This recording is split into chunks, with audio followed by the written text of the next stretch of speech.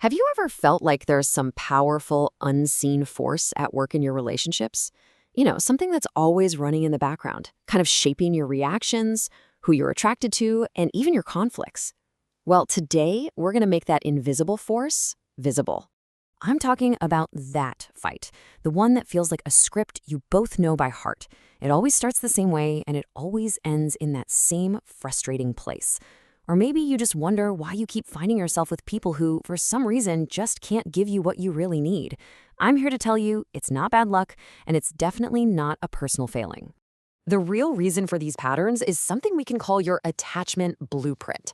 The best way to think about it is like a hidden operating system for love, a program that was coded a long, long time ago and now just runs automatically, quietly shaping your entire romantic life.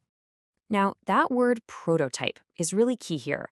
This blueprint, which gets formed from your very first interactions in life, it becomes the model, the template for every romantic relationship you'll ever have.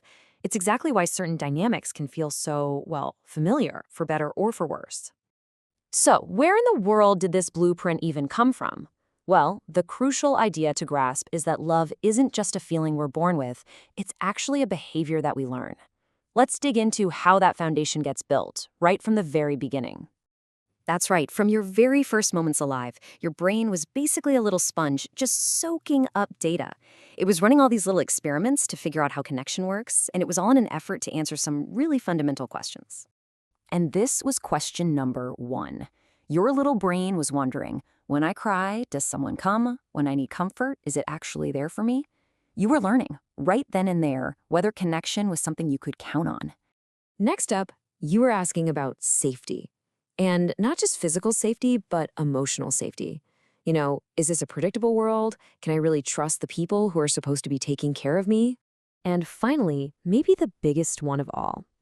Am I valued? Does my being here even matter? Am I worthy of love and attention?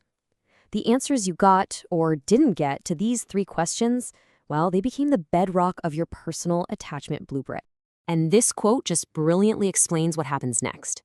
Your nervous system was literally wired to recognize a certain feeling of home, and it will unconsciously seek that feeling out for the rest of your life, even if that home was chaotic or inconsistent or even painful.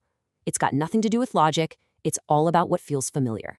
So the answers to those early questions tend to create one of three primary blueprints, or what you might have heard called attachment styles. Let's break down what they actually look like when we're adults.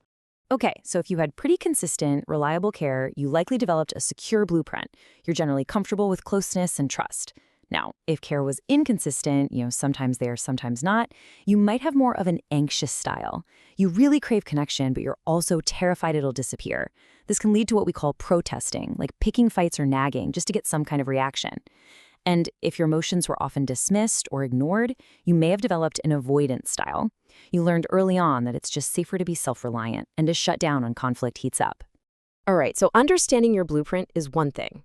That's huge. But how do you actually change it? Let's get really practical here and look at how this plays out in someone's actual life.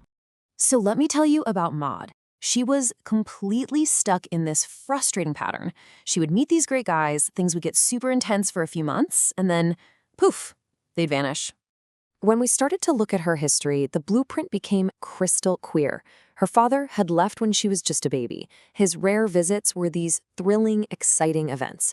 So for her young brain, the lesson was obvious. Love is a cycle of intense, amazing connection, followed by a really painful loss. That feeling was her home. Her nervous system didn't know what to do with a partner who would just stay. It wasn't programmed for that. It was wired to find a strange comfort in that roller coaster of reunion and abandonment. That was the pattern she was unconsciously recreating over and over again. Maud's story really shows us the power of the blueprint. But here's the good news. It also shows us the way forward. You can't change a program if you don't even know you're running it, right? So the first, most critical step is to bring it into the light, just by noticing it in action. So here is a super simple but really powerful exercise. First, just start to observe your own reactions when you're stressed out during a conflict. Then, try filling in this blank with your partner. It seems like the more I blank, the more you blank. For example, the more I push for an answer, the more you shut down. Finally, give that pattern a name. Call it the chase or the wall or whatever fits. This is your shared dance. And this is the real game changer. Because once you can name the dance, you externalize it. You can see it for what it is.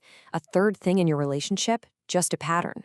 It's no longer me against you. It becomes us against the pattern. And when that happens, you stop being victims of it, and you can start being a team, choosing to try a new step together. See, understanding your blueprint lets you stop seeing your partner as the enemy and finally start seeing the real source of the conflict. It lets you ask a much, much deeper question. This pattern, this reaction, it was created a long time ago to keep a younger version of you safe.